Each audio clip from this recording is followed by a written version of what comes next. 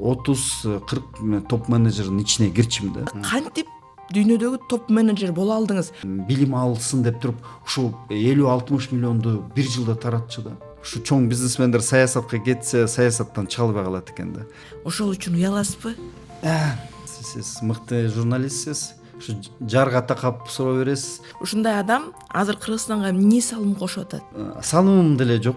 Кыргызстандагы акыркы өзгөрүүлөрдү сиз жон териңиз менен сездиңизби? Абдан эле ызаланып жүргөн мезгил болчу. Бул элим уже деген мамлекетке ишенбей өзүнүн оокатын өзү кылып эле кете берген да. Кыргызстанымдан уялып, биз Казакстанданбыз, мен казак менеджермин деп туруп ушундай сөздөр болуп калгандар.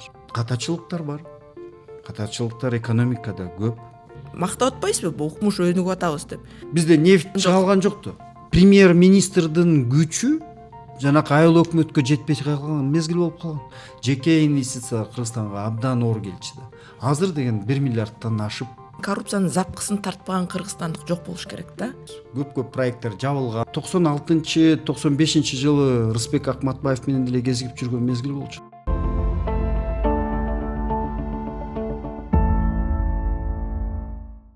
Саламатсыздарбы? Эфирде кайрадан Кабар подкаст. Бүгүн Кабар подкастта кайрадан конокто Эдуард Кубатов. Саламатсызбы? Кайрадан дегеним биз 3 ай мурда бул жерде жолугушуп, бирок ошондо сиз бизге сөз бергенсиз, улансын тартабыз деп, анткени баардыгын камтып жетишпей калдык элек. Анан бул ирет сизди альпинист катары эмес, топ менеджер, дүйнөдөгү мен деген компанияларды иштеген, эл аралык деңгээлдеги экономист, финансист, стратег катары сүйлөшкүм келип атат да.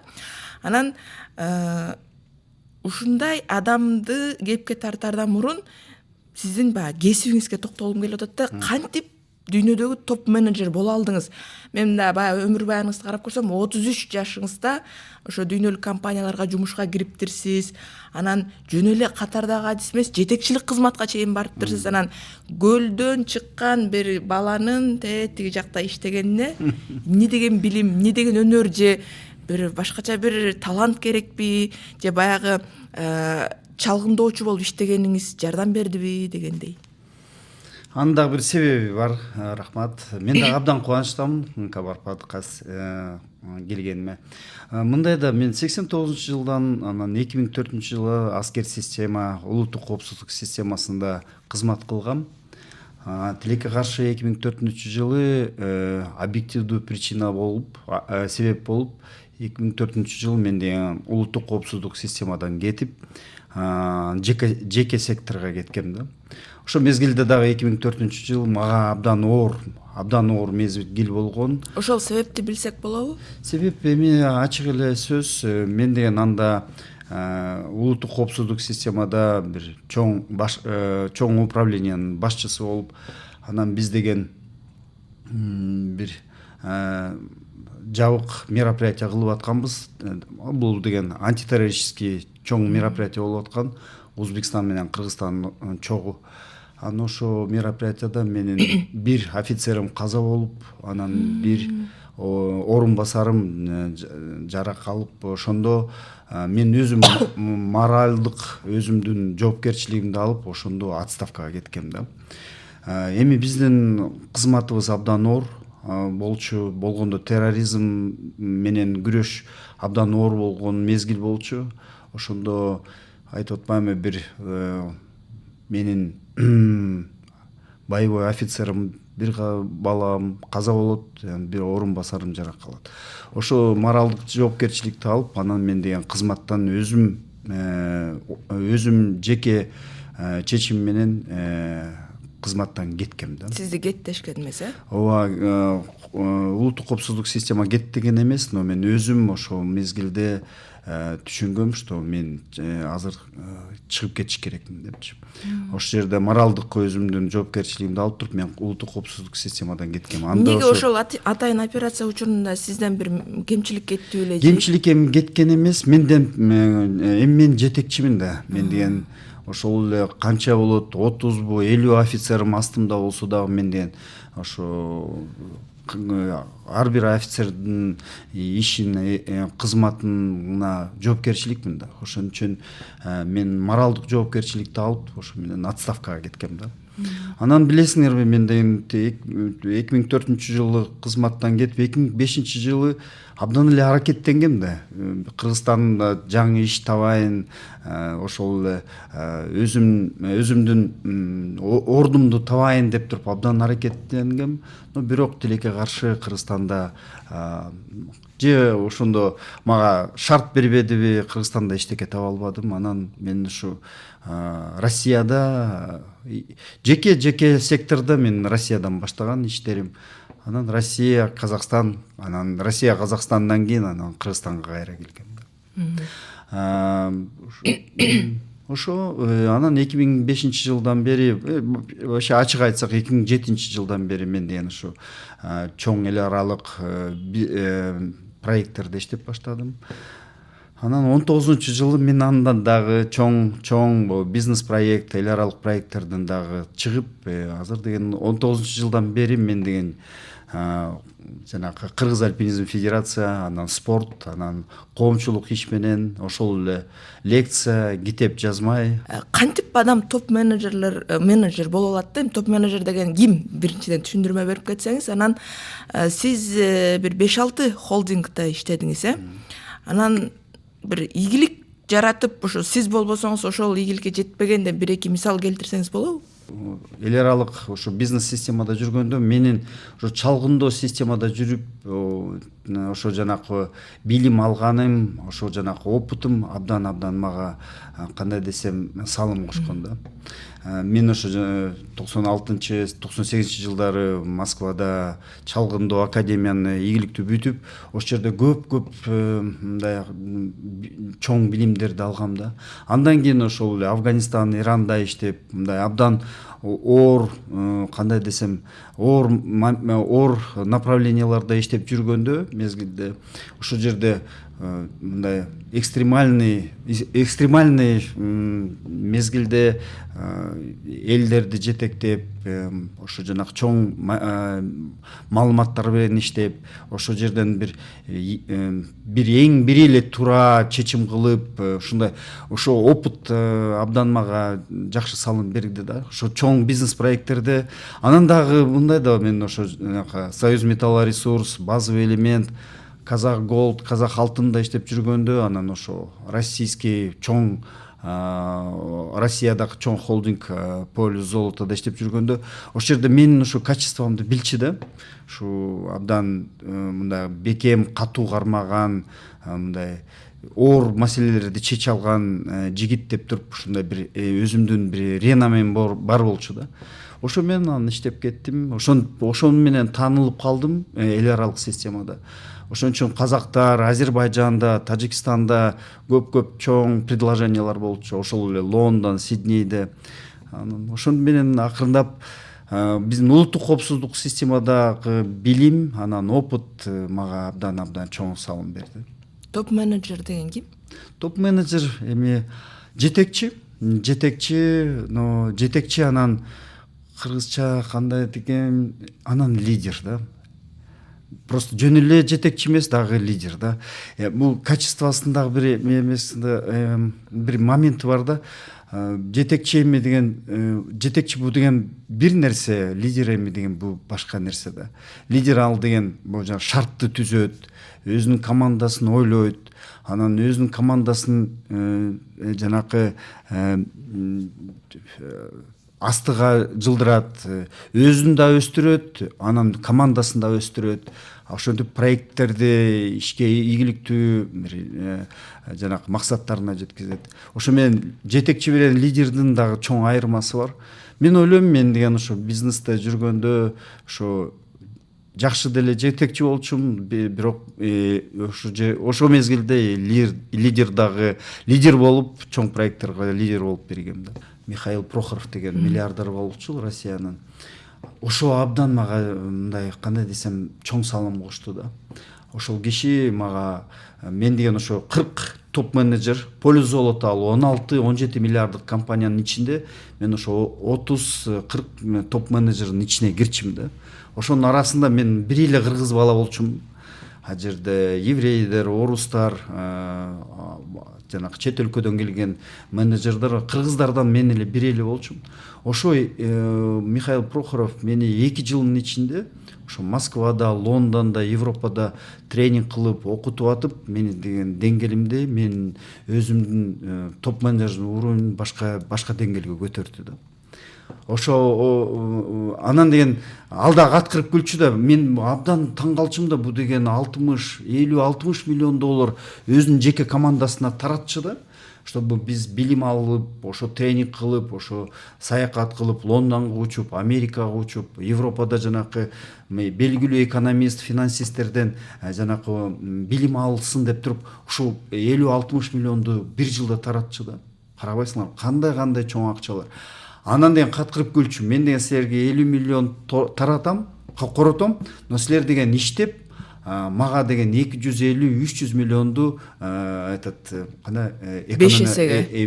экономия кылып бересиңер деп туруп, ушундай тактика менен иштечи да. Ошол мезгилде мен деген абдан көп нерсени үйрөндүм, абдан көп нерсеге билип калдым, көп нерсени. Ошол үчүн ошол мезгил жанакы Михаил Прохоров менен иштеген мезгил абдан мага абдан жакшы мезгил болчу. Ошол жерден мени жөнөкөй эле кыргыз баламын да, анан деген мени ушунчалык катуу өстүргөн.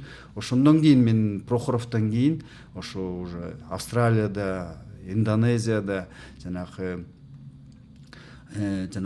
Тихоокеанский системада уже өзүм жеке проекттеримди ишке аштырып, Лондондо ишке аштырып уже иштеп жүрдүм да. Ал жанакы ошо Прохоров берген билим болбосо, ошо жанакы опыт болбосо, мен Австралияда же Индонезияда ийгиликтерге жетпейт элем да. Ал сизге салган акчаны сиз актап берип анан кеттиңиз да. Актап бердим. 4 жылдай иштеп бердим. Андан кийин алдагы себеби бар болду да. Прохоров абдан мыкты киши болчу да. Эми бар азыр деле абдан бай, кыйын, анан саясатка кетти да.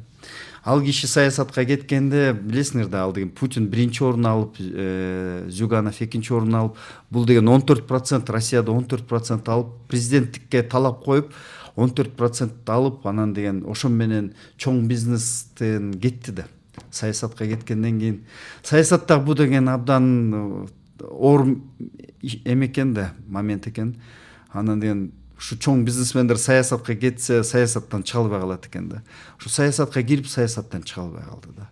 Анан саясаттан өкүнүп, ушунчалык таза эмес, ушунчалык начар система экен деп, анан чоң бизнеске да келбей койду. Азыр эми 10 миллиард доллар менен азыр Европа менен Америкада тынч жашап жүрөт акырындап.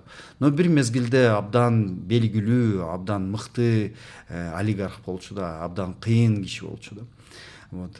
Мен актап бердим, иштеп бердим. Анан деген бул киши саясатка кеткенде бул 40 эң мыкты топ менеджер тарап кетти да. Ошонун 10 кишиси Россиянын өкмөтүнө министр болуп, вице-премьер-министр болуп, губернатор болуп, чоң должностторго кетти да. А мен өзүм анан жеке проект Индонезия, Австралияга кеттим. Ошондой. Ушундай топ менеджер дүйнөдөгү меме деген гигант компанияларда иштеген, эл аралык экономиканы түшүнгөн стратег дейсизби, кризис менеджер дейсизби? Ушундай адам азыр Кыргызстанга эмне салым кошуп атат? Мисалы үчүн азыркы бийлик дейбизби, сиздерден кеп кеңеш сурап турабы чоң долбоорлорду ишке ашырууда? Акылыңыздарды жардам берип атасыздарбы же баягы дос, тааныштарыңыздарды алып келип атасыздарбы инвестицияга? Жок, эми мындай да, салымым деле жок. Ачык сөз, мен азыр бизнесте эмесмин, чоң долбоорлорду жетектебейм. Азыр 19-жылдан бери кандай десем, азыр ошол эле спорт өзүмдүн астымда чоң Кыргызстандын альпинизм федерациясынын проекти, ал деген 1000ден ашкан чоң проект. Азыр ошо салымым ошо жанагы спортду өнүктүрөйүн, ошо кыргыз альпинизмди өнүктүрөйүн. Анан кыргыз туризмге да салымыбыз бар. Ошо анан ошо жанакы лекция окуп жүрөбүз да. Азыр деген болгондо дагы жөн эле мотивационный лекция эмес, жанакы Афганистан жөнүндө, Пакистан жөнүндө, Индия жөнүндө, кээ бир лекциялар экономика жөнүндө. Ушул лекцияларды окуп жүрөм. Кичинекей болсо да коомчулук салымым бар болсо керек деп ойлойм. Жок, кеңеш берип атасыздарбы? Кеңеш эми мындай официалдуу түрдө эмес, момундай неофициалдуу түрдө мен берип турам. Мага ошол эле бийликтен, ошол эле өкмөттөн суроолор бар. Суроолор түшкөндө мен өзүм оюмду берем, өзүм оюмду айтам. Кээ бир жерде ошо жанакы маалымат жанакы коомчулукта өзүмдүн позициямды кээ бир туура эмес жерде жакшы же мындай перекос жерде өзүм позициямды айтып турам. Ошондой. Анан эми, конечно, мындай дагы бир нерселер ошо жанакы Гонконг, Кытайдан, анан азыр Лондондон инвесторлор келип атат Кыргызстанга, потому что Кыргызстанга ишеним пайдалуу болду. Ошон үчүн азыр Кыргызстаныма инвесторлор келип атат. Азыр ушу кичине өзүм жардам берип, инвесторлорду бияка тартып келип атабыз да. Азыр биз Кыргызстан, жаңы Кыргызстанды куруп жатабыз деп, анан экономикалык өсүштөр жогору болуп атат, бюджет баягы пландан ашык толтурулуп атат деп, анан көп ири долбоорлор ишке ашып жатпайбы? Анан биз баягы салыштырганда Кыргызстан 2020-жылга чейин кандай эле, 2020-жылдан кийин кандай деп айтып атпайбызбы? Анан ушул суроону сизге бергим келип жатат да, сиз жөн киши эмессиз. Жана жогоруда айткандай дүйнөдөгү гигант компанияларды, капиталы миллиарддаган доллар айланган компанияларды иштедиңиз, жетектедиңиз, баягы тармакты казанында кайнаган адам катары Кыргызстандагы акыркы өзгөрүүлөрдү сиз жон териңиз менен сездиңизби? Кандай десем, бир мезгилде абдан ызаланып, качан биз өнүгөбүз, качан биз өсөбүз, качан биз бутка турабыз, анан Казакстандын, Өзбекстандын ийгиликтерин көрүп алып, бир мезгилде абдан эле ызаланып жүргөн мезгил болчу. Карабайсыңарбы, азыр мен ойлойм, Кыргызстанымда, экономикада, вообще Кыргызстандын саясатында, Кыргызстан вообще өзүм элибизде, жерибизде жаңы доор башталды деп туруп айтсам мен деген адашпайм да. Жаңы доор, жаңы мезгил десек деле болот. Карабайсыңарбы, 20-жылы биздин экономикабыз 8 миллиард болсо, жалпы иш дүйнөбүз 8 миллиард болсо, 7% биздин экономикабыз ылдый төмөн кеткен да. Ошондо 8 миллиард биздин жалпы иш дүйнөбүз ушу 8 миллиард болчу. Азыркы убакытта 20 миллиардтан ашты да. Ушул 5 жылдын ичинде Кыргызстаным 3 эсе өзүнүн экономикасын көтөрүп алды. Таңгалуу иш. Эми Кыргызстаныма биз эми 30 жыл бир Кыргызстаным өсүп келаткан, өнүгүп келатканын көрүп, кандай акыбалын көрүп, анан 5 жылдын ичинде ушундай көргөндө таңгаласың да. Мен азыр кичине таңгалып, кубанычым жүрөгүмө батпай азыр турган мезгилде. Азыр көп нерсени айтып атпайбы? Азыр мына ак элбирс биздин националдык, биздин символубуз болду. Азыр кээ бир жерде жанакы чет мамлекеттик экономисттер бул ак элбирстин секири деп туруп айтып атат. Болгондо дагы бул деген Кыргызстан эмес, бул Борбор Азиянын ийгилиги да. Мен азыр айтат элем, ушу 5 жылдын ичинде эки нерсе абдан мындай туура болду да. Бул жоопкерчилик, биздин президентибиздин жоопкерчилиги, анан чечкиндүүлүгү. Ушу эки нерсе ушу ийгиликтерге азыр алып келип атат. Азыркы убакытта карабайсыңарбы, 8 миллиард 20-жыл, азыр 20 миллиард. Биздин бюджетибиз 2 миллиардтан ашпачу эле. Ушу 2 миллиарддын ортосунда эле жүргөн доллар. Азыр 13 миллиардка чыкты да. Анан дагы нерсе. 30 жыл биздин бюджетибиз соцтармактын, анан социальный бюджет болчу да. Биз ошол эле зарплата, ошол эле бюджет, анан жанакы элибизге пенсия бергенге эле ошол акчабыз, каражатыбыз ошого эле жетчү. Азыркы убакытта 35%, 13 миллиарддын бюджеттин 13 миллиарддын ичинде 35-40% бул деген реалдуу секторго, анан өнүгүүгө жиберилип атат. бул деген тарыхта болбогон нерсе да. Аны азыр деген көрбөсөк, билбесек, ал жөнүндө айтпасак кичине туура эмес болот да. Азыркы убакытта эми деген карабайсыңарбы, биз деген ошол эле 10 жыл мурун Казакстан менен Өзбекстан менен сыймыктан чыкты. Чет өлкөгө барганда ар дайым сөздөр Казакстан менен эле Өзбекстан, Кыргызстан, Тажикстан, Туркмения жөнүндө вообще сүйлөбөчү да. Азыркы убакытта деген чет мамлекетке барсаң Кыргызстан жөнүндө сүйлөп атат. Потому что 25-жылы Кыргызстандын 5-чи экономика болуп дүйнөдө саналып келатат. 11-2% биздин ич дүйнө продукциябыз өстү, 11%тан ашык. Андай болгон эмес. Ошон үчүн мен абдан азыркы Кыргызстаныбыздын ийгилигин көрүп абдан сыймыктанам. Анан карабайсыңарбы, 5 жыл, да, 5 жылдын ичинде биз 2 жыл 21-22 жыл саясатка эле кетирдик да. Ошол эле конституционный реформа, ошол эле чек аранын маселеси, Өзбекстан менен билесиңер да, кандай саясат процесстер абдан оор болду да. Ошол эле Өзбекстандын чек арасы. Андан кийин Тажикстан менен кагылыштык.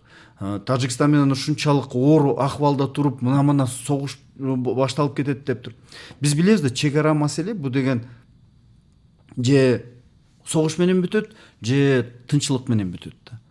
Анан деген президентибиздин позициясы, жоопкерчилиги жетти да. Түшүндү да, же согуш болот, же биз деген бир жакшылыкка келебиз деп. Анан ошо 21-22, 23 жылдары биз деген ошо чек ара маселеси, ошол эле саясий процесстерди түздөдүк да. Президенттик форма правления келди. Аны дагы түздөш керек да, конституционный реформаны өткөзүш керек. Эл кабыл алабы, кабыл албайбы, элита кандай болот, кандай элита кабыл алат.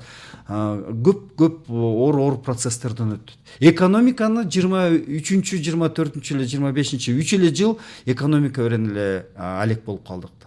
А башка жылдар биз ошол эле саясат менен эле аралашып, чек аранын маселеси менен аралашып, абдан мындай анда деген 21-чи, 22-чи жылы ал өнүгүү жөнүндө эч ким деле ойлогон жок да. Ошол мезгилде Кыргызстанды кандай сактап калып, ушу жанагы оор чоң маселелерди кандай чечип алам деген эле мезгил баш оор болчу. Ошон үчүн мен деген ойлойм, азыркы 5 жылда өткөн ушундай чоң кадам болду да Кыргызстаныма. Башкаруу ыкма өзгөрүлдү да. Мамлекеттин ичинде тартип келди да. Анан мамлекетибиз бутуна туруп баштады да. Мурунку 30 жылды мондай санасак, карасак, биздин элибиз бутуна туруп, байып, акырындап бутуна туруп, өзүнүн тагдырын элим өзү эле чечип эле калганда, мамлекетибиз ошондой эле жанакы мындай оор акыбалда туруп эле, ошо оор акыбалдан чыга албай эле калган да. Ошо кичинекей мамлекетибиз туңгуюкка кирип, туңгуюктан чыга албай калган мезгил болчу да. А элим өзүн тартып кете берген да. Бул элим уже деген мамлекетке ишенбей өзүнүн оокатын өзү кылып эле кете берген да. Азыркы убакытта элим да тың, ошондой эле бутка туруп, кайра эле өзүнүн ишин ийгиликтүү аткарып баратат. Бул мезгилде азыр мамлекетибиз да көтөрүлүп келатат да. Ошон үчүн азыркы моментте биздин Кыргызстаныбызда балансы абдан жакшы да. Ошон үчүн чет өлкөдө бизден жүргөндө кээ бир мезгилде кээ бир кыргыз топ менеджерлер казакмын, мен Казакстандан деп туруп айтып калганда эле учур келип калган да. Ошондо Кыргызстанымдан уялып, биз Казакстанданбыз, мен казак менеджермин деп туруп ушундай сөздөр болуп калган даже. Потому что ийгиликтери Өзбекстан менен Казакстанда ушунчалык күчтүү болчу, Кыргызстаным ошол эле Кыргызстан жөнүндө айтса бизге карап эле, силердин тоолоруңар эле жакшы деп эле тоолор жөнүндө эле сөз болчу да. Экономика жөнүндө айтпачы, саясат жөнүндө көп айтпачы. Ошо менен эле калып калганбыз. Азыркы убакытта эми деген сыймыктанабыз. Азыркы убакытта ошол эле карабайсыңар, Казакстандын белгилүү министрлер, мурунку премьер-министрлер, мурунку жанагы Улуттук банктын жетекчилери айтып атпайбы? Өздөрүнүн эле Казакстандын министрлерин айтып атпайбы? Кыргызстанды карабайсыңарбы? Кандай өнүгүп өсүп атат? Кыргызстандын премьерин өз кабыл албайсыңарбы? Карабайсыңарбы кандай чечимдерди кылып атат деп. Ошол эле Путин кандай ушу 25-жылы декабрда айтты да. биздин жетекчибизди, биздин президентибизди мактап, биздин президентибиздин командасын мактап айтты да, мына Кыргызстан азыр чемпион, экономика жөнүндө, өнүгүү жөнүндө азыр Кыргызстан чемпион болуп атат деп. Эми аны көрүп, аны сыймыктанбасак кандай тура эмес да. Поэтому азыр салыштырсак 2020 жылдарын анан ушу 25 жыл биз абдан чоң кадам кылдык да. Саясатта, экономика, конечно, мен ачык эле айтам, катачылыктар бар. Катачылыктар экономикада көп. Но өкмөт, ошол эле бийлик катачылыктарын түшүнүп атат.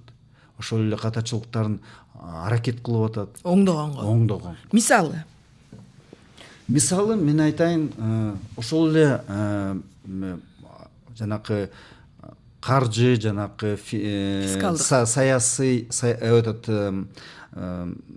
салым салык реформасы. Бир мезгилде абдан мындай кандай десем катуу кирген. Ишкерлерди муунтуп койгон. Абдан оор болуп калган. Жеке секторго абдан оор болгон. Но азыр карабайсыңарбы?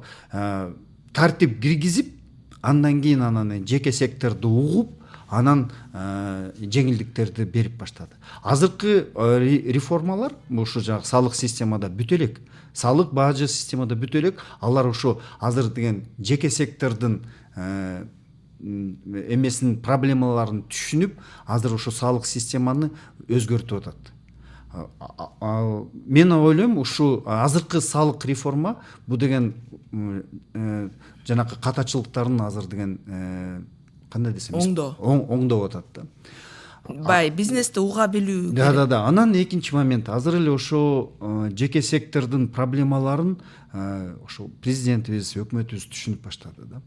Ошол жерде жеңилдиктерин берип, ошо биз ойлоп атабыз да, азыркы мезгилде эми ачык сөз, мамлекеттик ишканалар абдан жакшы деңгээлге чыкты. Абдан чоң, кыйын, мыкты жетекчилер чыгып атат, жеке биздин мамлекеттик ишканаларында да. Но биз билебиз да, жалпы экономика жеке секторсуз болбойт. Жеке сектордун салымы абдан жогору болот. Анан жеке секторго өзүбүздүн көңүлүбүздү бурбасак, жеке сектордун позициясын билбесек, карабасак, ошо жеке секторго өзүнүн жеңилдигин бербесек, биз анда өнүгө албайбыз. Бул эффект азыр деген 1-2-3 жылга чейин чыгат, анан деген токтоп калса деле болуп калат. Жеке секторго азыр деген биз шарт түзүп бербесек, анда абдан оор болот. Анан экинчи момент, үчүнчү момент да, мен салык реформа, жеке сектор, анан үчүнчү момент бу деген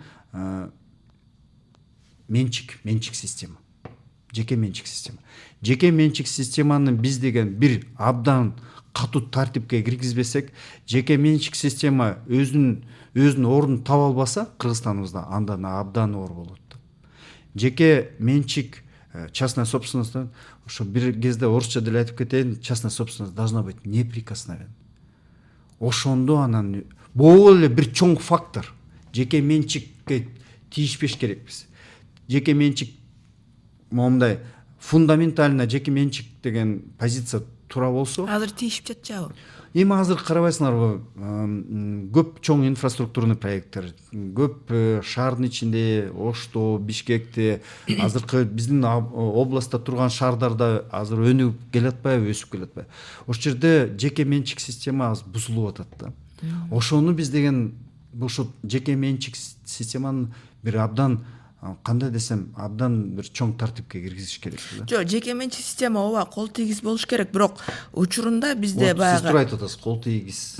Бирок башкы план бузулуп, бизде жер тилкелери, ошол имараттар ой келди сатылып, акчасы барлар, бийлиги барлар каалагандай басып алышкан, анан алардын баары жеке менчик кол тийгиз болбош керек, кол тийгиз болушу керек деп унчукпай койгон, чаржайтка жол берген туурабы? Эми мен баарын дебейм, бирок арасында бар да, ошон үчүн жана УКМК мамлекетке кайтарып жатат. Жок, бул жерде момундай да, биз айтып атабыз, мамлекеттин тартиби азыр күчтөнүп атат, башталды, азыр түздөлүп атат. Мурун туура эмес жеке менчикке кеткен проекттер, долбоордор, ушул имараттар, жердер азыр кайталып атат. Ошо жеке менчилик тийбесек, момундай ошо тартип тийбеш керек деген тартип болсо, анда өнүгөбүз да, өсөбүз да, бутка турабыз. Туура азыр бул процесстер жанакы туура эмес приватизация кылган. Эми биз билебиз да, 90-жылдары кандай приватизация болгон. Атка минерлер, колунда бар кишилер ошо приватизация, жалпы эл деген иштекесиз эле калып калган да. Азыркы моментте азыр деген мамлекеттик тартип абдан күчтүү болуп келатат да. Но ошол жерде жанакы туура эмес приватизация кылган, жанакы бутка турган, жанакы туура эмес кылып бутка турган ишмерлерди тартипке алып келген, жанакы жоопкерчиликке алып келген ал туура, но алардын ичинде дагы өз колу менен бутка турган жеке ишмерлер бар да. Жаратмандар бар да. Ошондой бир-эки мисал келтирсеңиз болобу? Анткени мисалы, ооба, балким арасында болуп калгандыр, мен эми колумда факт болбогондон кийин такыр эле четке кага албайм, бирок мен билген мисалы бала бакчанын имаратын алып туруп ал жерге сауна салып койгон. Мектептин өзүн албаса да мектептин участогун алып туруп жанына казино куруп койгон. Соода борборлорун кургандар бар да. Анан алардын баарын ооба бизнес кылып атат, бирок анын тарых таржымалына токтолгонго акыбыз жокпу? Жок, мен айтып атпаймынбы. Бул элдин акысы да. Жок, мен айтып атам. Туура эмес, арам келген, жеке менчикке келген инсандар жоопкерчиликке тартыш керек. Бул деген ачык сөз. Эми бул жерде деле чоң пример бар да, эми бир мурунку премьер-министр 400гө жакын объект болсо, миллиардап жерин, мурунку эски заводдор жеке менчиктеп алса, аны деген жанакы тартипке алып келди да. Андай моменттер абдан эле көп да. Но бир мезгилде ошол эле 90-жылдарда, ошол эле 2000-жылдарда бизнесмендер жанакы жеке жаратмандар өздөрү өз күч менен көтөрүлгөн жаратмандарга тийбеш керек да. Ошо мен мисалы, например, жанакы биз абдан сыйлайбыз жанакы Табылды байке, Раматылык Табылды байке, ошол эле Эгемберди байке аксакалыбыз, биз досчулугубуз бар. Анан мен ушул инсандардын, ушу үй бүлөнүн тарыхын жакшы билем. Анан деген ушул шорого жана ошо шоро проекти, бул деген улуттук проект, честно говоря. Кыргыздын Кока-Коласы, анан ошолорго мындай туура эмес деп деле айта албайм, но ошол жерде кичинекей аяр мамиле жасаш керек. Перекос болуп кетти да. Эми ал киши деген макул, эми кичине нарушениясы болсо дагы, ошол эле Кара Шоро деген жайлоодо бир отель салып койсо, ал деле эми өзүнө салган жок да, элине салды. Эл келип ошол жерде туризм өнүктүрүп атат. Анан ошо туура эмес салынды деп туруп алып койгон деле, ал деле туура эмес да. Азыр билем, жакшы чечим кылып, бир жакшы эмеге келишти, чечимге келишти. Жана сиз сөзүңүздө айтпадыңызбы, эл бийликтен үмүтүн үзүп өз алдынча оокат кылып калган заман болчу депчи. Анан азыр болсо мынтип бийлик жакты кылчая карап, булар деле бизге шарт түзүп берип атат деп кичине үмүт пайда болбодубу? Эмнеге эл бийликтен үмүтүн үзүп калды эле? Карабайсыңар, 90-жылдары такыр эле ишеним жоголуп кетти. Мен эсимде бар да, 90-жылдары ушунчалык оор мезгилде жашап калганбыз. Мен деле ошондо улуттук коопсуздук системада офицер болуп жүргөндө, билесиңер, зарплата алганда эле ошо базарга барып бир мешок ун, бир мешок картошка, анан бир мешок макарон алчык. Анан деген ошо бир 5 литр май, анан кант бүт. Мен зарплатам ошо менен, анан деген 2-3 ай жашообузду билчикте ушу бир мешок макарон, анан бир мешок картошка алып калсак, анда бир айды жашаганы, бир ай, 2 ай жашаганга шартыбыз бар депчи. Абдан оор мезгил болуп калды да. Ошо мезгилде эми мындай да, ушу 30 жылдын ичинде элим мамлекеттен эчтеке деле көргөн эмес да. Көп деле жакшылык көргөн эмес да. Бир мезгилде мамлекет деле таштап койгон да. Ошол эле согуш убагында, ошол эле Баткенский окуяларында жылдар.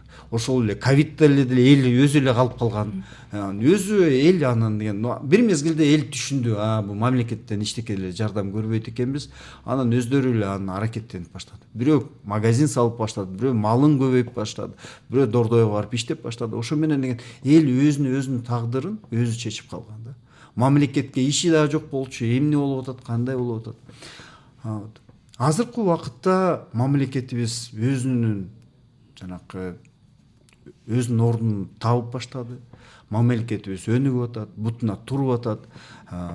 Ошон үчүн вообще бул баланс, күчтүү мамлекет анан бай, ийгиликтүү эл абдан жакшы баланста. Ошо баланска келиш керекпиз да, буюрса. Жетип калдыкпы азыр кандай? Биз жолубуз ак жолтой болсун, ошого баратабыз да.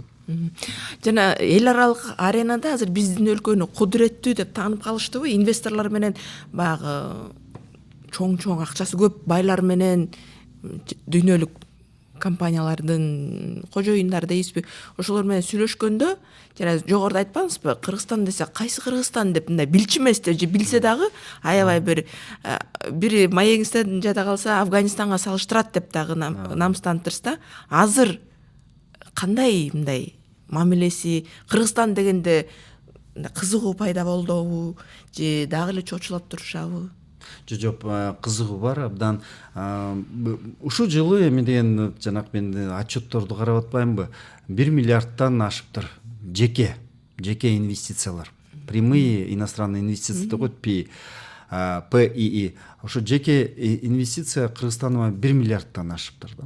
Бул деген абдан чоң показатель да. Именно ушул показатель абдан эме да айтат да, жеке инвестордор, жеке долбоорлор, жанакы чоң инвестордор Кыргызстанга ишенип баштады да. Ишенип анан деген сыйлап баштады да. Ошон үчүн 1 миллиардтан ашкан жеке инвестициялар Кыргызстанга келип атса, анда биз туура жолдобуз. Биздин Кыргызстандын тарыхында бир да жыл болгон эмес, 1 миллиардка даже жакындаган эмеспиз. Мен бир 2020-2019 жылдары мен санасам ошо 280-300 миллионго элдин ичинде эле болчу да. Азыркы убакытта 1 миллиардтан жеке инвестициялар ашты.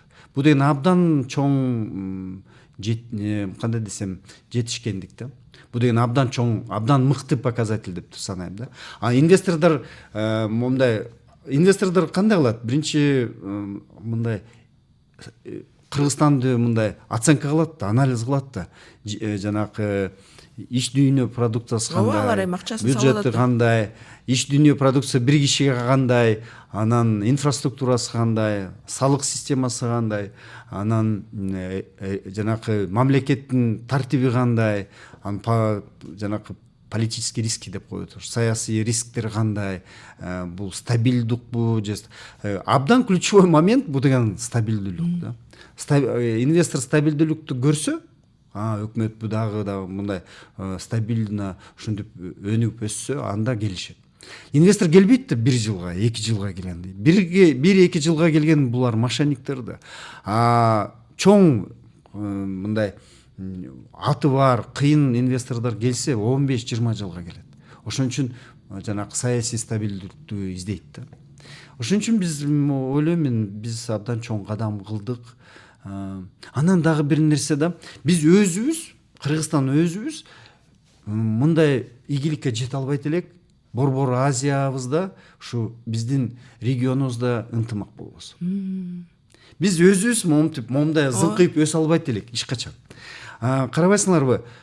21-22, 23, 24 жылга чейин биз деген бүт аракеттерибизди президенттин командасы ушу чек ара маселесин чечти.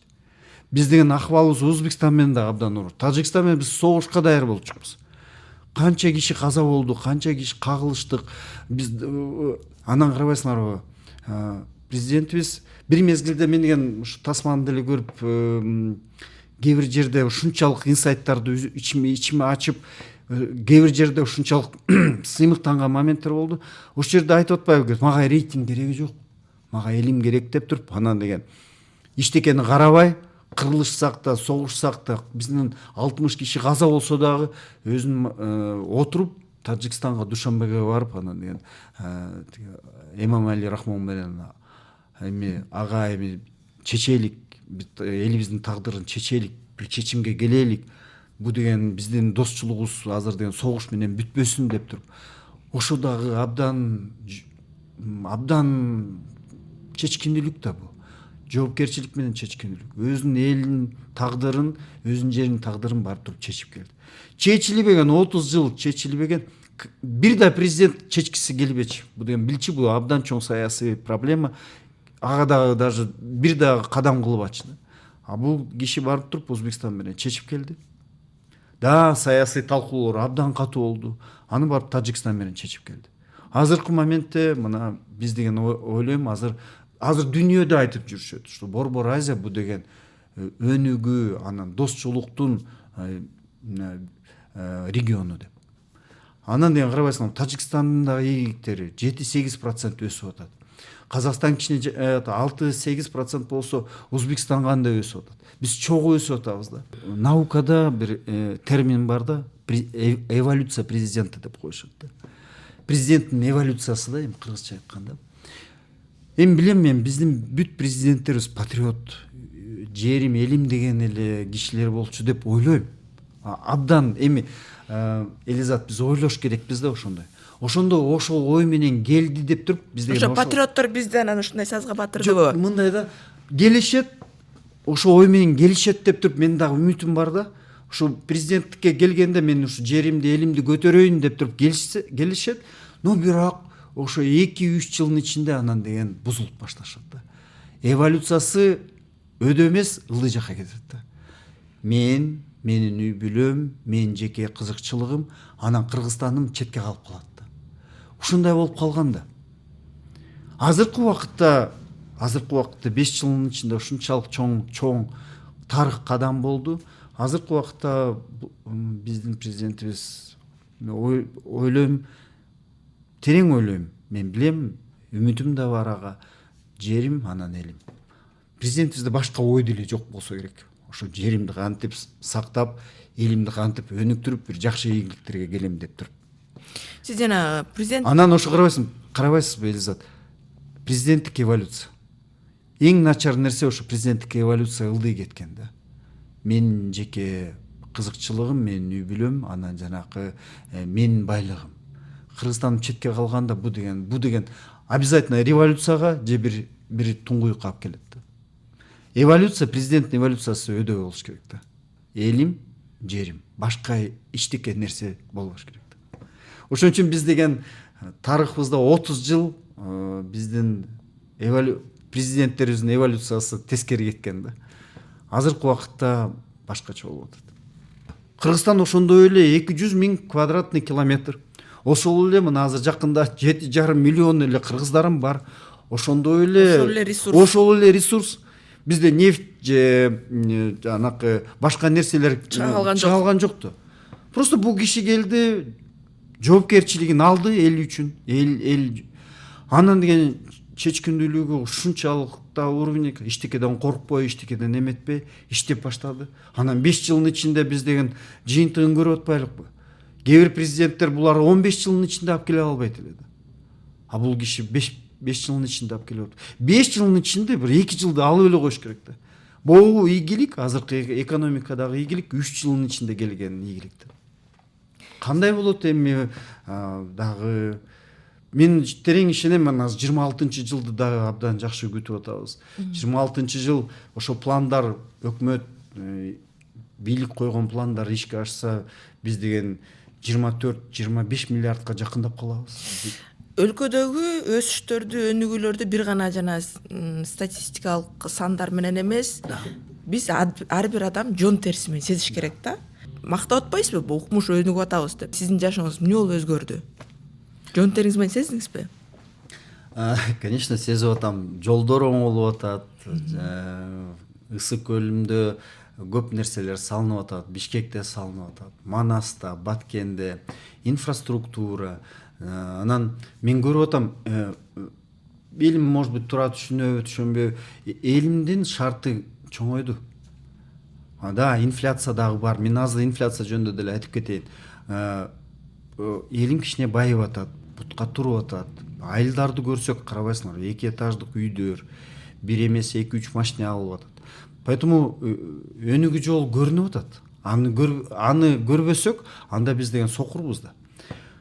Өнүгүү жол болуп атат. Да, бир мезгилде жалпы элим айтат, мына тамак аш саны чоңойду, баалар чоңоюп атат, базарда ушундай.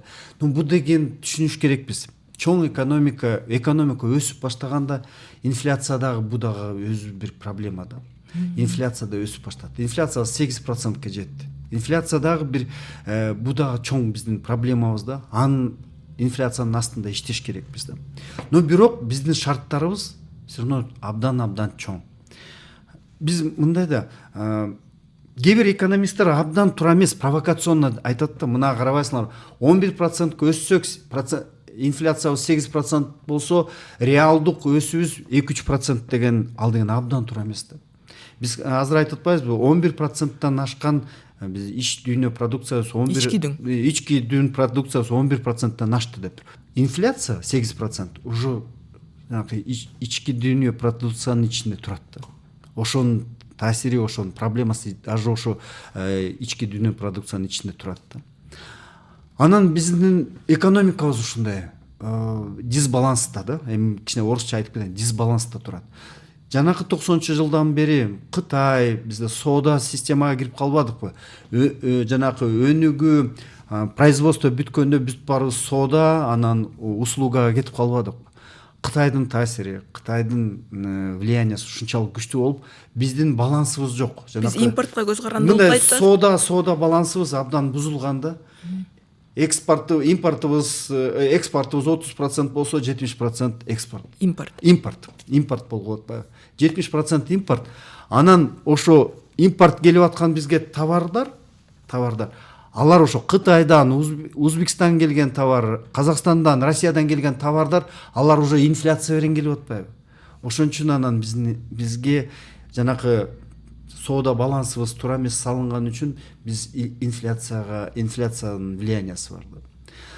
Ошо жалпы эл айтат, мына тамак аш көтөрүлдү, кымбатчылык мындай. Но ошол эле убакытта биздин зарплаталарыбыз, биздин кирешелерибиз, бизнестерибизден көбөйүп атат да. Көбөйүп атат. Аны деген көрүнүп турат. Элибиздин азыркы учурда покупательская способность деп коет, или покупательская активность. Биздин элдин шарты азыр деген 44-46%ка чейин көтөрүлдү. Бу деген абдан, бу зарплата. Значит, жанакы жеке кичинекей майда кичинекей бизнес, анда салымы түшүп атат да. Ошон үчүн покупательский бул жанакы элдин шарты көбөйүп атат, ошон үчүн көп алып атат, көп таратып атат, көп тамак көп нерсе болуп атат да. Ошон үчүн инфляцияны карайт. Мен билем, өкмөт ушуга азыр абдан мындай кандай десем көңүл буруп атат да. 26-жылы мен ойлойм, биздин экономикабыз ошондой эле өсөт, но бирок инфляцияга абдан катуу аракет кылышат, инфляцияны кармагандай да. Ошо жанакы соода балансыбыз бузулган да. Ал деген уже тарых 30 жылдын ичинде ал деген ушинтип бузулуп келген да. Азыр аны оңдош керек. Экспортубузду кичине көбөйтүп, импорт баланс азайыш керек да. Ошон үчүн биз деген ушу жерде өзүбүз өнүгүп, ошо заводдорду салып, өзүбүз чыгарып башташ керекпиз да. Ошондо анан деген инфляциянын таасири азайып баштайт да. Импорт 70% импорт болсо, жанакы ошол эле Узбекстандан, Россиядан, Казакстандан, Кытайдан келген товарлар уже инфляция менен келип атат да. Ошо 8% менен, 9% менен. Ошон үчүн ушу биз бул глобалдык кичине влияние да. Бул даже влияние Кыргызстандын ичинде эмес, бул деген биздин региондун анан глобалдык влияниясы да. Но мен билем, терең ишенем, эмки жылы, 26-жылы өкмөт абдан катуу иш кылыш керек, ошо инфляцияны азайтыш керек да. Потому что жалпы эл жалпы эл иногда бул өнүгүүбүзгө жанагы жалпы ичи дүйнө продукция ушу бюджет ушунча 20 миллиардка чыктык экономикага, ага дагы көп мындай кандай десем көңүл бурбайт дагы. Ал деген ошо базарда нан ушунчалык болсун, рис ушунчалык болсун, жанагы тамак аш ушундай болсун. Ошон үчүн азыр мен ойлойм, терең ишенем, өкмөт ушу инфляция жөнүндө абдан катуу иштерди кылат ушул жолу. Сиздин бир 10 жыл мурдагы маегиңизге көзүм түшүп калды да. Ал жерде сиз катуу курч дейсемби айтыптырсыз да, өкмөттүн инвестиция тартууда иши нөлгө барабар депчи. Ооба. Анан биринчиден мыйзамдар чийки, экинчиден бюджетти толтура албай, айла жок баягы инвесторлорго күч келип эле салыкты көбөйтүп, же болбосо дагы бирдемелер ойлоп таап эле бюджетти толтуруп анын айласын таап атат деп, жанан ошонун айынан мындай инвесторлор келгиси келбей калды. Мисалы үчүн токен жагын тармакты эле алсак, мамлекет лицензия берип коет, андан ары инвесторлорду коргобойт депчи. Азыр абал кандай? Азыр инвесторлорго кандай мамиле? Абдан туура суроо. Мен бир мезгилде абдан катуу айткам. Действительно, мамлекеттен өзүнүн жеке мамлекеттен ичинен чыккан инвестициялар жок деп Кыргызстанда.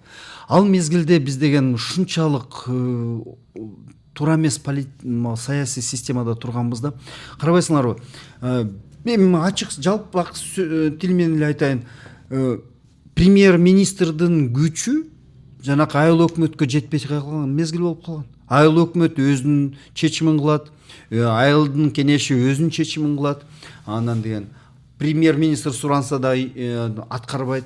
Биздин жанакы мамлекеттик тартип абдан бузулган да.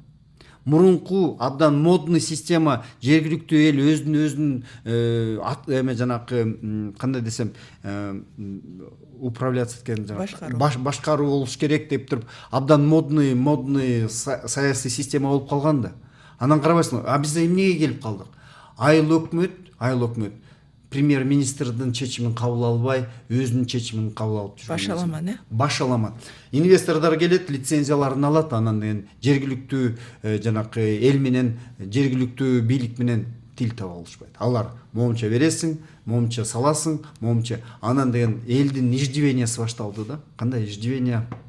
Мындай инвестордун көп нерсе туура эмес болуп баштады. Талаптар. Анан бир моментте инвесторлор келет, иштегиси келет, но бирок ошол эле айыл өкмөт, ошол эле айылдын кенештер ишке аштырбай ошо менен туруп калган. Азыркы убакытта бул биздин бийлик система президенттен айыл өкмөткө бир вертикалга туруп калды. Азыркы ротация, мына карабайсыңарбы? Мурун алдагы саясий коррупцияда. Мына карабайсыңбы? Өзүнүн эле кулуну, өзүнүн районун бийлиги болуп калат. Ошол эле жанакы айыл өкмөт өзүнүн эле кызыкчылыгын эметип калат да. Жалпы элдин, Кыргызстандын кызыкчылыгы тарап кетти да. Азыркы убакытта мына ротация, жанакы райондун акимдери Ысык көлдөн болсо Чоңолайга кетет. Баткенден келсе Түпкө барат. Нарындык жигит Чүйдө иштеп атат. Чүйдүктөр азыр деген Жалал Абад менен Ошко барып атат. Бул туура. Анан вертикаль президенттен баштап, анан айыл өкмөткө чейин бир бийлик системада. Амурда ал бузулган. Президент менен премьер-министр өзүнчө, жергиликтүү бийлик өзүнчө. Ошо менен биз деген тартибибиз ушунчалык бузулган. Ошон үчүн 20-21, 22 жыл биз ушу мамлекеттик тартибин кайра өзүнө келтирдик да. Азыркы убакыт ошон үчүн эмне үчүн инвесторлор келгиси келбечи? Ал билет президент менен чечет, премьер-министр менен чечет, но барып алып туруп жалпы эл менен чече албайт. Ошо менен анан инвестиция бир жыл турат, карайт, анан экинчи жыл акчасын алып кете берет. Азыркы убакытта азыр мына президенттин астында инвестиция боюнча улуттук агентствосы бар. Алар деген азыр деген мен азыркы маалымат боюнча 5 миллиардка жакын долбоордорду сопровождация жардам берип ишке ашырганга иштеп жүрүшөт да. Алар проекттер бүгүн менен эмес, эртең эмес, бул 5-6 жылга узак мөөнөттүү. Анан деген ал абдан туура чечим болгон да. Анан стабилдүүлүк. Система иштеп атат, мамлекеттин тартиби бар. Жалпы жергиликтүү эл түшүнүп атат. Бул деген чоң долбоор келсе, жалпы жанагы жергиликтүү элине дагы кызыкчылыгы болот. Ошо жалпы эл жергиликтүү элдин интерестерин жанагы эмелер бүт баары ишке ашат деп туруп ишенет да. Тартип, анан жоопкерчилик, анан ишеним. Анан элим бир мезгилде мындай болуп калганда, жергиликтүү эл өзүнүн өкмөтүнө ишенбей калганда, ошон үчүн антагонизм башталган да. Айыл өкмөттөр чечим кабыл албай, бир мезгилде эми мен бир нерсени айтайын. Бир атактуу киши каза болот. Карабайсыңар, атактуу киши каза болот. Премьер-министр жалдырап тетиги Байтиктин айыл өкмөтүнө чалат, суранат. Жер бергиле, тиги Байтикке көмүп берейин. Алар деген анан деген 2-3 күнүн ичинде араң тырышып туруп араңын беришет. Биз ошол акыбалга жетип калганбыз. Даже жана эмне десе, жай жөнүндө уже премьер-министр чече албай калган моменттер болуп калган. Кудай кесир сөз кылдырбасын, но ошондой моменттер мен реалдуу факттар жөнүндө айтып атам да. Мен башка чоң проект долбоор жөнүндө деле айтпай эле коеюн да. Айтып атам, инвестордор келчи, президент кабыл алчы, лицензияны берчи, анан барып жергиликтүү эл менен, жергиликтүү бийлик менен проекттер ишке ашпай калган. Анан мындан карабайсыңар, мен туура айткам бир мезгилде, өз мамлекеттен өз Кыргызстанны жанакы инвестиция кылган эмес. Азыркы убакытта мен азыр билсем бир $300 миллион эле азыр Кыргызстаным капитальный вложенияга инвестиция кылды. Ошол эле жолдор, ошол эле инфраструктура, ошол эле көпүрөлөр, ошол эле энергосектор. Анан азыр деген алдагы салым кошуп атат. Өзү эле Кыргызстан өзү эле жанакы капитальный вложение кылып туруп 300 миллиондон 320 миллион доллар өзү эле Кыргызстанга салым кылып атат. Ошон үчүн көп нерсе өнүгүп өсүп атат. Ошол эле ГИК, ошол эле жолдор, ошол эле энергетика болобу, ошол эле инфраструктура проекттер болобу.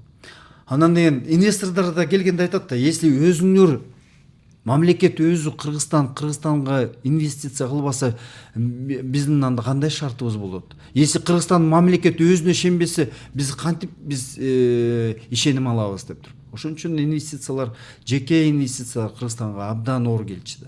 Азыр деген 1 миллиардтан ашып, мен билем, что бул сан дагы көбөйөт да. Мына биз жанакы эл аралык фонддордо, анан өзү биз стратегический партнердорубузга барганда, биздин жетекчилер эмне кылчу? 100, 150, 200 миллион доллар сурап келчи бюджетке. Ушу элибизге зарплата, анан пенсиялар төлөп берейин. Ушунчалык акыбалга жетип калганбыз да. Ковид мезгилинде биз жанакы 19-20 жыл Кыргызстаным ушунчалык жаман акыбалда турган, биз деген уже жанакы эл аралык фонддордон акча сурап калганбыз, жанакы 200 миллиондой сурап, жанакы элибизди жанакы ковид менен күрөшкөнгө. Анан деген бизге кандай сый урмат көрсөтөт эле биздин кошуналарыбыз, биздин партнердорубуз. Сый урмат көрсөтпөйт эле, бизди чыдап эле жардам берип коелукчу, бечараларга деп эле акча берип турган мезгил болуп калганда. Кайсы сый урматты көрөт элек? Тышкы саясатта биз кайсы сый урмат көрөт элек? Сый урмат жок болчу. Бизди чыдап эле жүрчү. Бар болсунчу, лишь бы ушу кыргыздарым бар болсун, ушу кичине жардам берип коелук деп эле. Азыркы убакытта биздин экономика, вообще мен ачык эле айтам да, ички саясат, особенно тышкы саясат, бул деген базасы экономика. Экономикабыз күчтүү болбосо, экономикабыз, акыбалыбыз мындай өзүбүздүн ордубуз туура эмес болсо, бизге кандай сый урмат көрсөтсүн башка партнердорубуз. Эми жалпак сөз менен айтсак, айылда биз айылдан өскөн жигиттерибиз да, эми айылда кээ бир үй бүлөлөр бар да, эми начар жашаган, оор жашаган. Эми ошондой болгондо магазинден жанакы под запись тамак алып, тиги эме алып, колубуздан келгенче башка кошуналар жардам берип, биз ошондой акыбалга түшүп калганбыз. Анан деген бутка турган кыйын кошуналар бечарага кандай акыбал кылмак эле. Ай, жардам берип эле коеюнчу. Сый урмат аякта жок да. Сый урмат издесең да аякта сый урмат жок. А биз 20-20 жылга чейин биз ошондой моментте туруп калганбыз. Азыркы убакытта экономика башка деңгээлде. Өзүбүз инвестиция кылып атабыз Кыргызстаныбызга. Кыргызстан өнүгүп атат. Туура жол болбосо, экономикадагы реформаларыбыз туура эмес болсо, бизде 1 миллиардка жакын жеке инвестиция келбейт эле. Ошон үчүн региондо чоң инвестордун ичинде Кыргызстаныма ишеним бар да.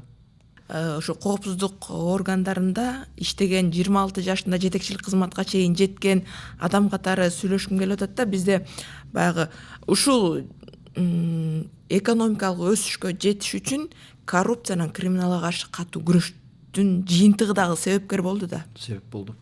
Жөн эле өсүш болуп кеткен жок да. Анан сиз балким тарбиялаган шакирттериңиз ушул жыйынтыкка жетип жаткандыр да, УКМК, Мен айтайын, мен азыр УКМКда азыр абдан көп менин шакирттерим, менин жанакы менин астымда өскөн офицердер азыр абдан чоң мындай уровеньге деңгээлге жетишип, азыр көп чоң иштерди ишке ашырып жүрүшөт кызматта. Но бул жерде мындай да УКМКнын абдан чоң салымы бул коррупция. Мындай да коррупция бизде тиги эң жогорку жетекчилерден анан айыл өкмөткө чейин түшкөн да. Ушу жалпы биздин элибиз, Кыргызстаныбыз коррупциянын эле символу болуп калган да. Азыр деле иш бүт элек. Мен ойлойм, дагы көп иштер астыда. Азыркы убакытта эң чоң жанакы саясий коррупция, ушу жанакы именно жогорку жанакы бийлик системада бүттү да. Азыр эми деген орто системанан ылдый айыл өкмөткө чейин түшүрүш керек да. Ошон үчүн иш көп. Коррупциядан жабыркабаган, коррупциянын запкысын тартпаган кыргызстандык жок болуш керек да. Ар бир адам. Сиз кандай запкы тарттыңыз? Коррупциядан кандай десем, мен эми улуттук коопсуздук системада жүрүп, коррупцияда мен ал система. Жок, андан кийин Бизнесте, билесизби, менин кандай десем, мен ошо чоң бизнесте жүргөндө, чоң долбоордо бүт баары билчү да, мен улуттук коопсуздук системанын подполковнигим, отставкада болсом дагы улуттук коопсуздук системадан келген кишимин. Ошон үчүн мага мындай зыян тийген эмес да. Көп нерсе болгон, момдай төлөп берсең момдай кылып беребиз, момдай бизге момунчалык берсең биз момунтип беребиз деген көп нерселер болгон, но мен ага барган эмесмин. Тоокен тармагында да болобу, башка тармагында болобу, мен деген андан кол тарткам да. Жок, эми төлөп берген эмессиз, бирок иш жумушуңуз бүтпөй калганда. Бул дагы запкысын тарттыңыз. Көп проекттер ишке ашкан эмес. Ошо моменттерде мен эми ачык сөз, көп проекттер жабылган. Ошон үчүн мен деген Казакстанда иштедим, Россияда иштедим. Анан бияктан өзүм чоң проекттерге ишке ашыра албай Кыргызстанымда, өзүм өлкөмдө, анан ошо Индонезияда, Австралияда, ошо Юго-Восточный Азияда иш кылып калган мезгил болуп калган да. Биз бүт баарыбыз өттүк эми андан. Бүт баарыбыз өттүк. Бир да киши калган эмес Кыргызстанда коррупция мындай таасири тийгени да. Ошон үчүн азыр абдан чоң иш кылып атат УКМК. Иш бүт элек, дагы чоң иштер алды да. Буюрса. Но ошо менен коррупция менен согушуп эле келатып, дагы бир чоң нерсе да мамлекеттик тартип. Ал да чоң нерсе. Коррупция менен мындай деңгээлге жеткизсек, мамлекеттик тартип келбейт эле да. Мамлекеттик тартип келип, азыр көп нерселер ишке ашып атат да. Экономикада болобу, саясатта болобу, ошол эле соц тармакта болобу, образованияда, ошол эле билим, анан жанакы здравоохранениеда. поэтому көп нерселер болот да. Ошо Кыргызстанда айрыкча ишкерлерди муунтуп келген дагы бир нерсе бул уюшкан кылмыштуу топтор болгон да. Ошого каршы күрөш аеосуз жүрдү да. Анан жана жакында эле президент деген документалдуу даректүү тасма чыкпады, ошол жерде тышкы иштер министри айтты да, Мексика менен Бразилия кызыкты Кыргызстандын ушул Опытын. тажрыйбасына депчи. Тажрыйбасына. Ну мындайда Сиз канча баягы мурда УКМКда иштеген адам катары ушул күрөштүн деңгээлин кандай баалайт элеңиз? 90-жылдан бери биздин саясий система кылмыштык топ менен аралашып эле калган да.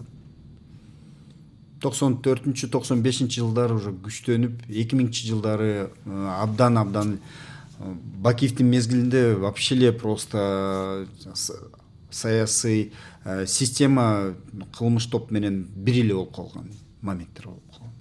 Поэтому бул 30 жылдын ичинде бул система, бул деген кылмыш топтор, бул деген саясий системанын бир ордун ээлеп алган да.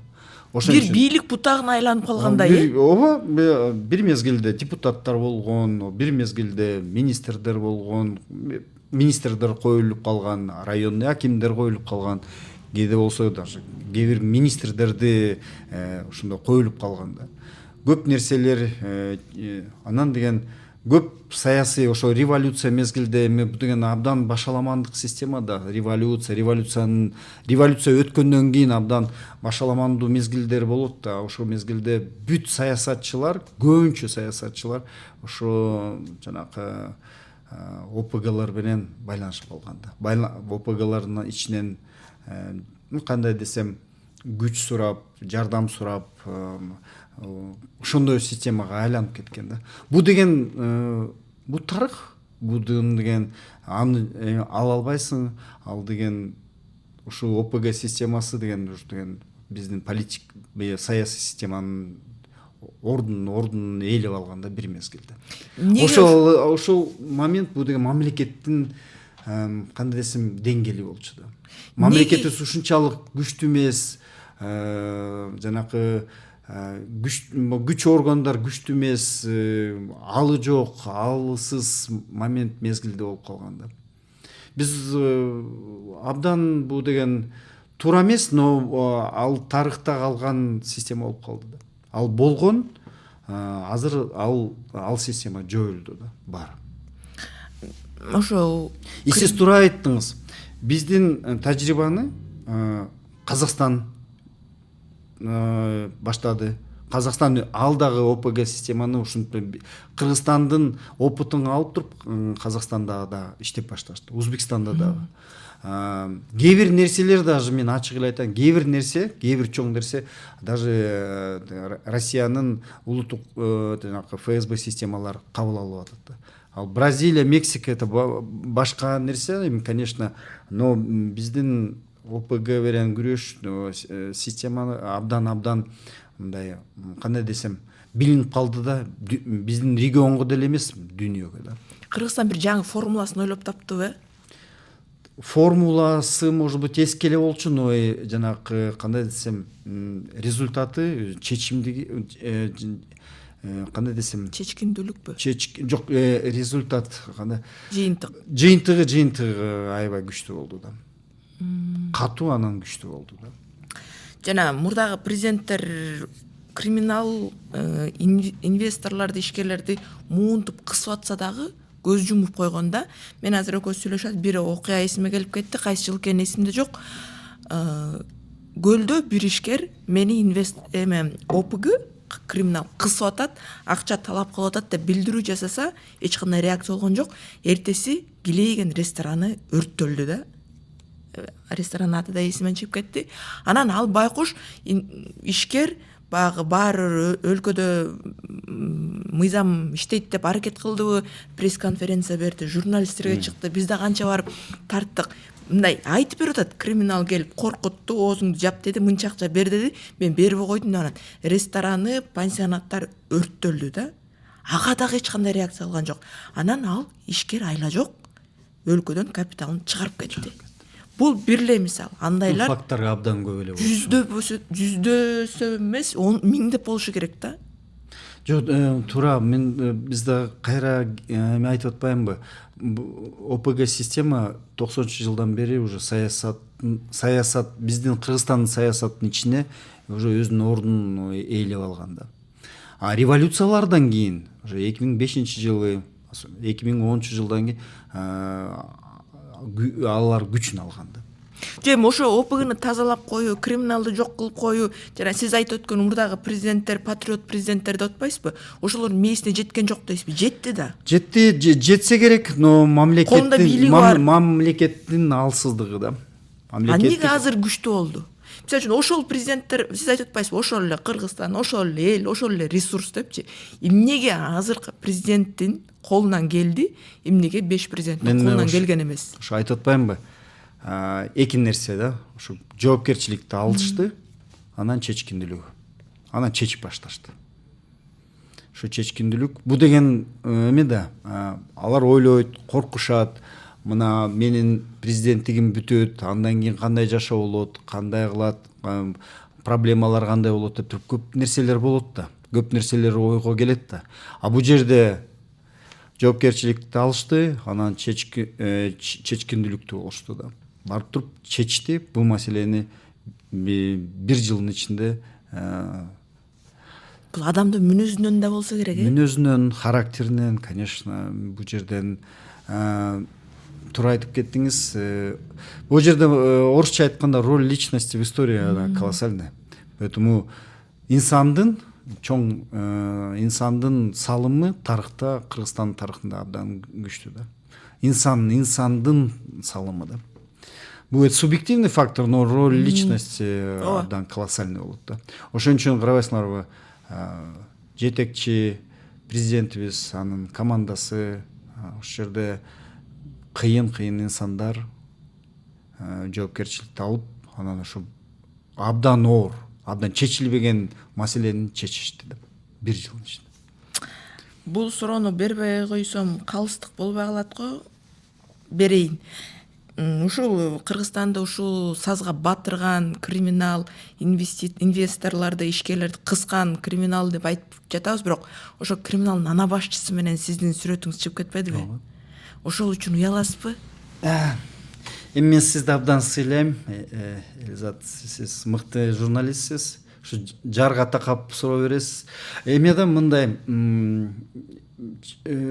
жалган сөз менден кетпесин. Бул жашоодо чындык болбосо анда жашабай эле коюш керек. Мен ачык эле айтып берем, биякта эчтекеси деле жок. Мен 19-жылы чоң проекттерден, бизнестерден кетип, 21-жылы Эверестке чыгып келдим. Анда мен эчкимге деле билинбеген инсан 21-жылы Эвересттен түшүп келдим. Анан ал киши мен ал киши менен таныш эмес болчумун. Ал киши мага чалып,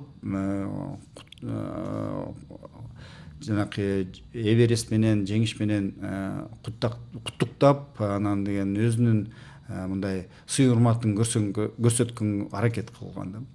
Ошон үчүн мен деген ал мезгилде деле мындай да, ал түрмөдөн чыккан, ошол мезгилде уже эркин жашап Кыргызстанда жүргөн, өзүн жанакы не десем ответственно жоопкерчилигин тарткан. Анан ошо мезгилде ал деген ошо спортсмендерди, спортко салымын кошуп, эми ал ачык сөз да, жанакы эле ошол эле биздин курама командаларыбыз, белгилүү спортсмендер жардам алып жүрчү да ал кишиден. Ал мезгилде анан деген мага чалганда менде даже тааныган деле жокмун. Анан мен ушундай кишимин дегенде анан саламдашып, анан мага өзү куттуктап, жеңиш менен анан деген сый урматын көрсөткөн да. Ошо менен бир жолу кезиккенбиз. Ошо менен кезигип таанышканбыз. Андан кийин анан чоң спорт мааректерде, мероприятияларда биз кезигип калганбыз. Анан ал дагы киши мындай, кандай десем, биздин шаардын коомчулукта, чоң бизнестин арасында мындай тойлорго, чоң мероприятияга өзү келип жүргөн болчу да мезгилде. Мен деле ойлочумун, анан чоң долбоордор, чоң проекттерде ал киши жүрөт. Аларды жаңы саясатчылар деле ошол эле там жетекчилер жанында жүрөт. Жетекчилер анын тоюна барат. Анан ошон менен бир 2-3 тойдо биз деген кезип калдык. Анан деген чоң спорт мероприятияларды кезиккенбиз да.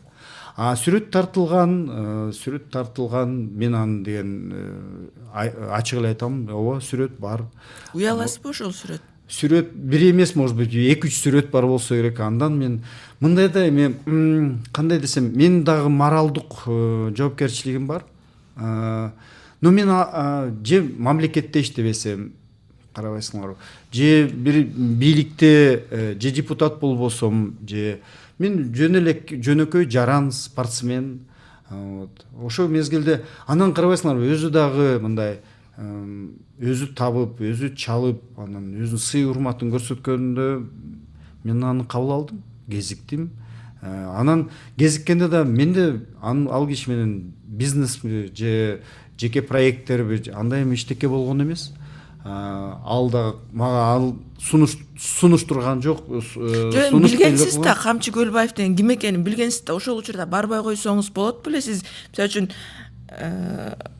сонун репутация жасап келатып, анан ошол жерден кичине так болуп калган жокпу дейм да. Жок, эми бул ар бир адамдын өзүнүн чечими албетте. Да, менин өзүм чечимим. Мен деген азыркы убакытта кандай десем, эми бул деген болгон иш да. Мен бардым. Мындайда эми ал болгон иш да. Болгон иш мага мен кандай десем, болгон иш, эми аны деген өкүндүм. Мен өзүм моралдык өзүм жоопкерчилигим бар. Бир мезгилде мен деле улуттук коопсуздук системага өзүм жанакы кандай десем, байланыш жөнүндө кандай болдук, кантип биз байланышканбыз, мен деле аны деген айкын чын айтып бергем. Ал киши белек берем деди, көрсөттү, белекти берем деп абдан аракеттенди. Мен белекти алган эмесмин. Мен 96-95 жылы Рысбек Акматбаев менен деле кезигип жүргөн мезгил болчу. Ал ишке байланыштуу болсо керек. Ал ишке байланыштуу. Анда билесиңерби, Рысбек менен барганга оперативный сотрудниктер баргысы деле келбечи, жетекчилер деле баргысы келбечи, коркчу. Рысбектен абдан коркчу. Но мен ал мезгилде барып, ал киши менен кезигип, жанакы улуттук коопсуздук системанын позициясын айтып, башка маселелер боюнча 95-96 жылдары. Жок, ал ишиңиз боюнча экенин түшүнүктүү. Бул жерде мен эми улуттук коопсуздук системадан 20 жыл мурун кеткем. Өзүм жеке жашоом, өзүм спортсмен, бир чоң федерацияны, кыргыз альпинизмди көтөрөйм деп эле алектенип эле жүрөм. Ал мезгилде Эвересттен кийин келгенде кандай десем, мени ким сүрөткө тарткан, мен деген аны билбейм даже.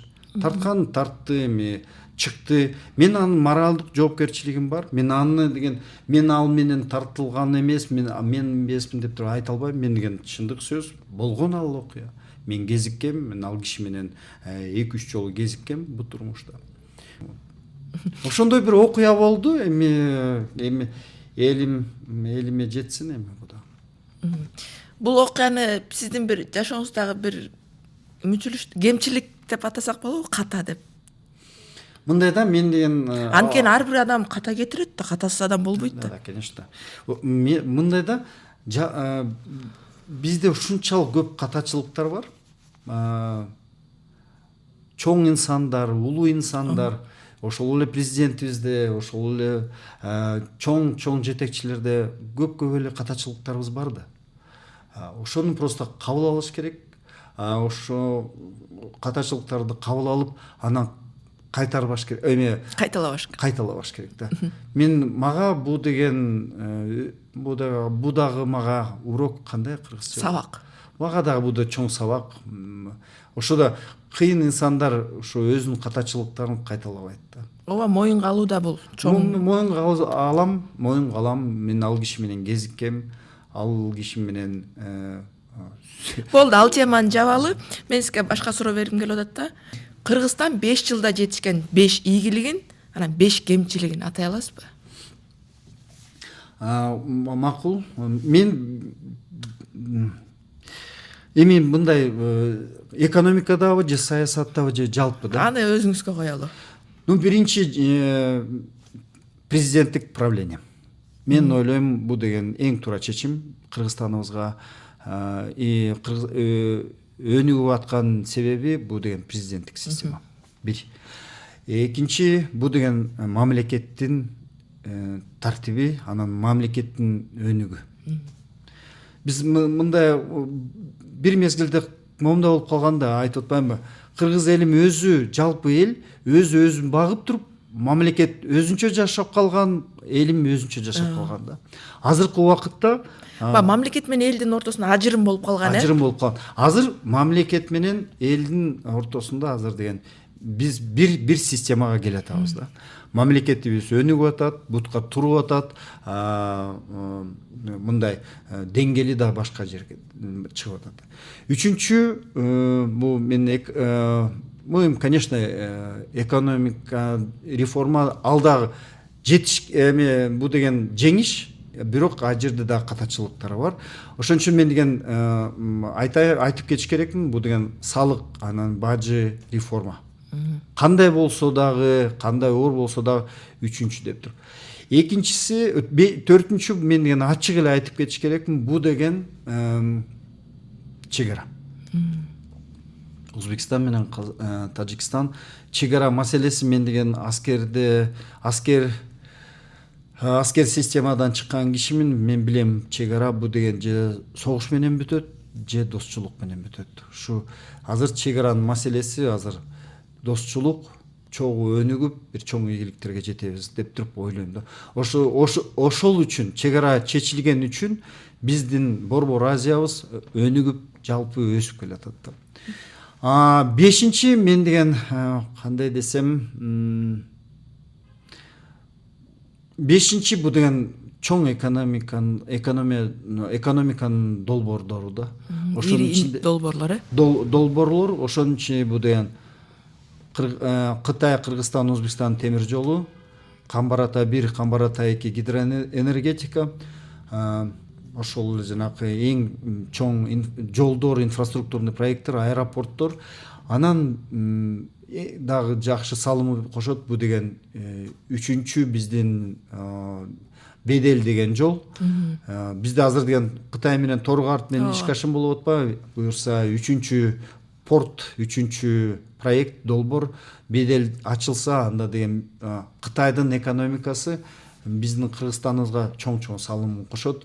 Биз анан деген жанакы ушу бешинчи айтып атпаймынбы? Бешинчи чоң бешинчи проект боюнча бул деген биз деген тупиковый Кыргызстандан мамлекеттен биз деген транзитный мамлекетке айланабыз.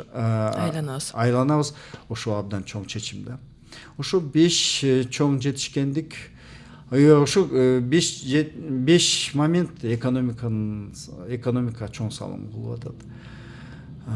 Карабайсыңарбы, кыргызча жакшы билбесем, кичине көп мындай тонкий нерсени жеткизе албай атам, но аракеттенип. Катачылыктарыбыз бар, катачылыктарыбыз билинип турат, ал көрүнүп турат. Ошо мен деген ойлойм, жеке сектор менен жеке менчикке башка мындай мамиле кылыш керекпиз да. Башка жеке секторду азыр угуш керекпиз. Жеке сектор менен жеке менчикти биз угуп, башка мамиле кылып, жакшы бир тартипке келиш керекпиз. Экинчи.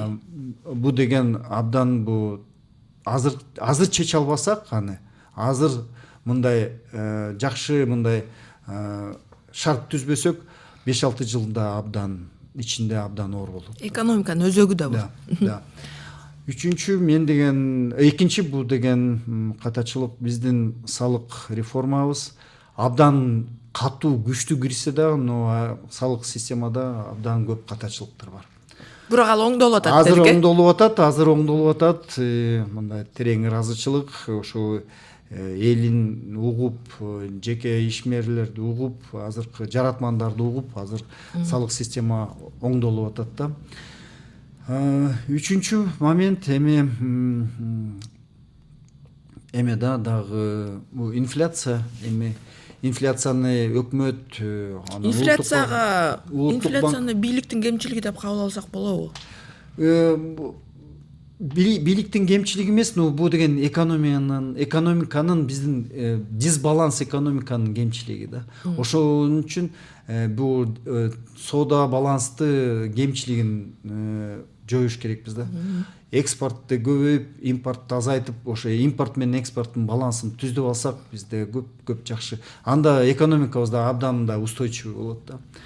Анан бул деген катачылык эмес, просто бул кандай десем, менин оюм, кыргызым абдан эркин эл да. Абдан эркин, кыйын эл. Ошон үчүн биз сакталып келдик да. 2000-3000 жылбы бизден кенедей кичинекей эл болсок да сакталып келдик да. Ошон үчүн биз бийлик, биздин бийлигибиз билет, аны түшүнөт, абдан мындай ошого мындай көңүл бурушат. Биздин элибиз эки канаттуу да. Бирөөсү эркиндик менен азаттык, экинчи бул адилет. Ушул элимде, ушул бийлик менен элимдин ортосунда эркиндик менен адилет сакталса, анда биз абдан өнүгөбүз, бутка турабыз, көп чоң ийгиликтерге жетебиз. Бешинчиси, бул 4-чүсү болду окшойт, Бешинчиси мен ойлойм, биз коомчулугубузда кандай десем, тигинде айтып кетпедим, коомчулугубуз ооруп атат, көп жакшы нерселер чыгып атат. Ошон үчүн коомчулугубуз өнүксүн, өссүн. Биз элибиз менен кубанайлык, жерибиз менен кубанайлык, мамлекетибиз менен сый урматта, ынтымакта, биримдикте, анан чогуу өсөйлүк да. Азыркы убакытта коомчулукта жамандайбыз, жаман сөздөрдү айтабыз, кызганабыз, көп жакшы жаман нерселер чыгат. Ошон үчүн биримдикте, ынтымакта элим, анан кадр саясатына ичиңиз чыгабы? Мен ойлойм, бул абдан оор суроо. Но бул катачылык, бул биздин бийлигибиздин катачылыгы. Кадр система, особенно мен ойлойм 21-22 жылы биз абдан көп катачылыктарды кетиргенбиз. Президент өзү эле моюнга албадыбы, команданы топтош кыйын болду депчи. Бул 20-жылы бийликке келгенде башаламан мезгил, абдан оор мезгил. Анда биз деген вообще момундай турганбызда, мамлекетибиз болобу, вообще сакталып кетебизби деп. Ошо мезгилде абдан начар кишилер, абдан мындай компетенциясы жок кишилер топтолуп калганда, бир мезгилде келип калган бийликке, или бийликтин жанында болуп калган. Ошо абдан өкүнүчтүргөндө бир мезгилде. Но анан кадр саясат өзгөрүп башталды. Мыкты инсандар келип баштады, команда түзүлдү. Азыркы убакытта мен ойлойм, президенттин командасы абдан күчтүү. Идеалдуу деп айтсам. Идеалдуу дей албайм, но мен айтам, абдан мындай тың, кыйын мындай инсандар келди. Ушул команда менен көп чоң проекттерди ишке ашырса болот. Буларда командада мындай да, президентибизди көрүп, командада көрдү да, жоопкерчилик, чечкиндүүлүк, анан бат чечим кылып, бат иштеп, президент басканы да тез басып, азыр команда көнүп баштады да. Темпке мындай кылыш керек экен, болбойт экен, мындай.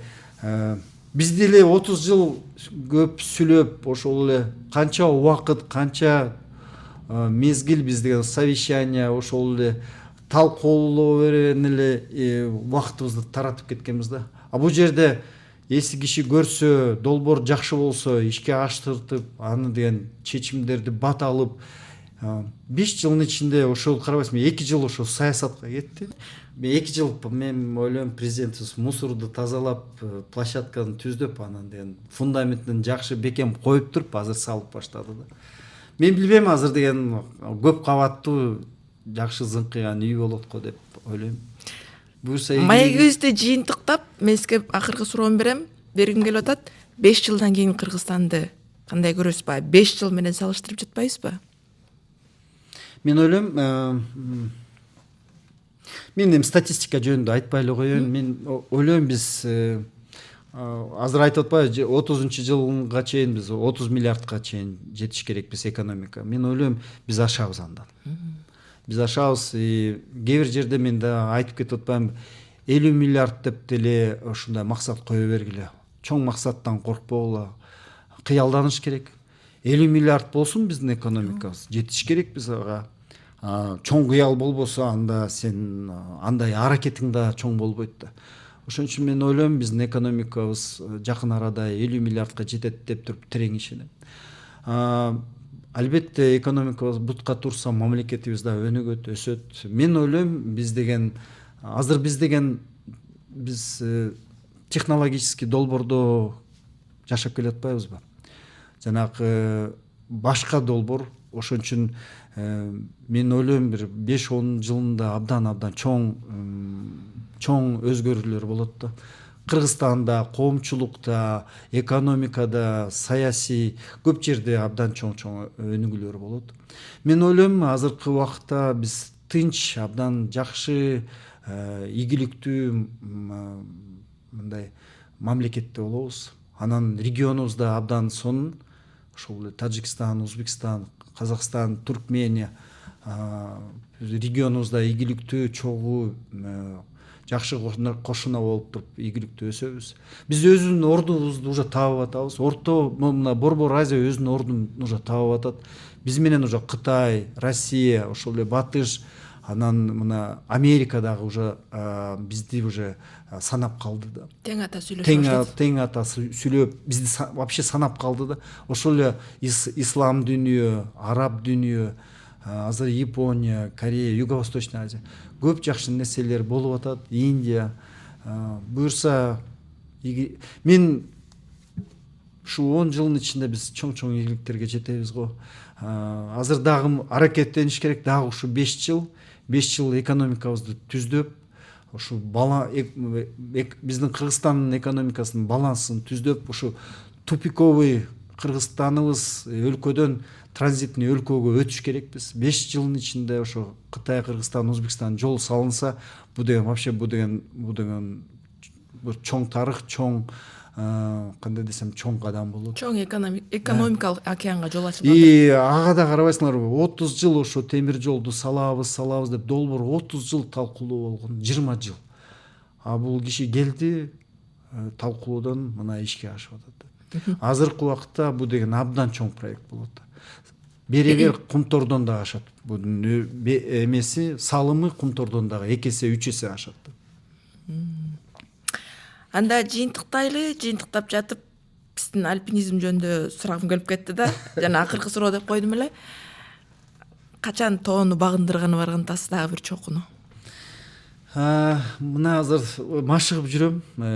Бир күндө 2 тренировка өткөзүп, азыр мына 15 апрелде Канченджанга деген тоо бар. 8586 метр.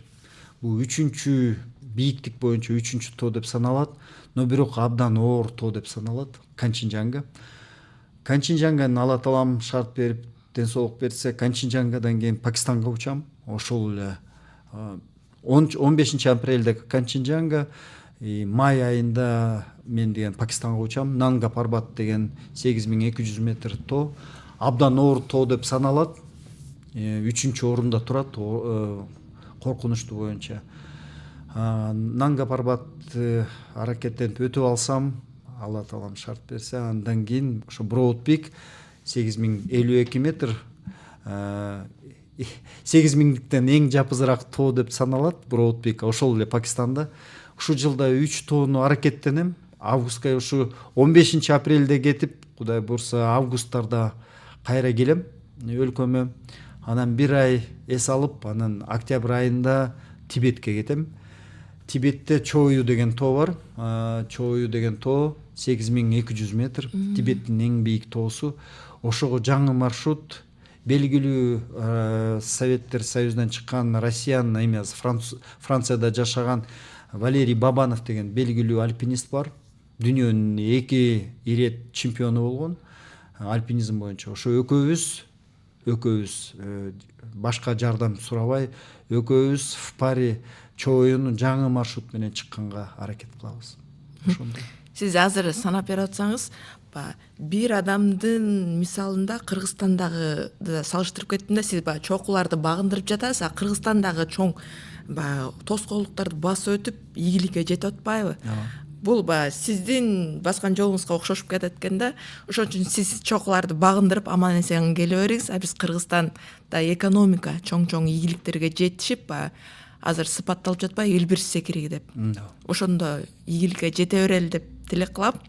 Анан көрүүчүлөр үчүн түшүнүктүү болуш үчүн биз кум төр маселесин, альпинизм, коомдогу көйгөйлөрдү бүгүн көп токтолгон жокпуз. Анткени биз подкасттын 1 бөлүгүндө буга кенен токтолуп, кум төрдөгү дагы аябай чечмелеп бергенбиз. Ошон үчүн эгер кызык болсо, подкасттын 1 бөлүгүн көрсөңүздөр болот. Бүгүн болсо биз Эдуард Кубатовду топ менеджер катары ачып бергенге аракет кылдык деп ойлойм. Анан сиздер менен Кабар подкастта бүгүн Эдуард Кубатов болду. Программаны мен Элизат Эркин туралып бардым. Саламатта туруңуздар.